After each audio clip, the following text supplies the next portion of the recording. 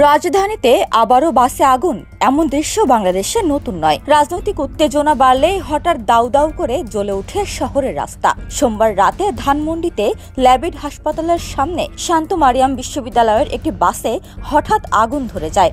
এর আগে একই দিনে ভোরে মেরুলবাড্ডা ও শাহজাদপুরে দুটি বাসে অগ্নিকাণ্ডের খবর পায় ফায়ার সার্ভিস। ফায়ার সার্ভিস জানায়, রাত 7:30টার দিকে ধানমন্ডির আগুনের খবর পেয়ে মোহাম্মদপুর ফায়ার স্টেশন থেকে দুটি ইউনিট ঘটনাস্থলে পৌঁছে আগুন নিয়ন্ত্রণে আনে। ফায়ার সার্ভিসের ডিউটি অফিসার খালেদা ইয়াসমিন বলেন, আগুন লাগার কারণ এখনো জানা যায়নি। বাসে যাত্রী ছিল নাকি পার্কিং অবস্থায় ছিল তাও নিশ্চিত করা যায়নি।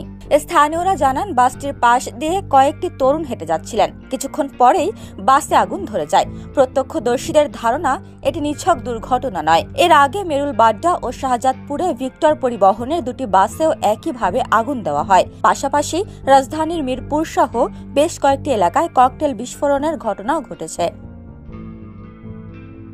এদিকে সাম্প্রতিক ককটেল হামলার ঘটনায় 28 বছর বয়সী এক যুবককে গ্রেপ্তার করেছে ঢাকা মেট্রোপলিটন পুলিশ।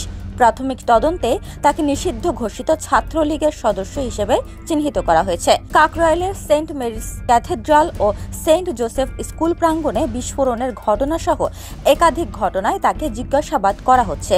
ডিএমপি জানিয়েছে, রাজধানীর এই জঘন্য ও কাপুরুষোচিত সহিংসতায় জড়িতদের ধরতে র্যাপিড অ্যাকশন ব্যাটালিয়নের সঙ্গে যৌথ অভিযান চালানো হচ্ছে। পাশাপাশি শহরের সব গির্জা ও অন্যান্য ধর্মীয় প্রতিষ্ঠানে নিরাপত্তা জোরদার করা হয়েছে। একদিনের ব্যবধানে রাজধানীর বিভিন্ন স্থানে আগুন ও বিস্ফোরকের এসব ঘটনা নাগরিকদের মধ্যে আতঙ্ক ছড়িয়ে দিয়েছে। বাংলাদেশে আগেও এমন আগুন সন্ত্রাসের দৃশ্য দেখা গেছে। রাজনৈতিক অস্থিরতার সময় গণপরিবহন ও জনসমাগমে আগুন দেওয়ার ঘটনা নতুন নয়। এবারও সামনে নির্বাচনকে ঘিরে রাজধানীতে হঠাৎ আগুনের ধারাবাহিকতা নতুন করে উদ্বেগ বাড়াচ্ছে। উপমা রায়, সোনালী নিউজ, ঢাকা।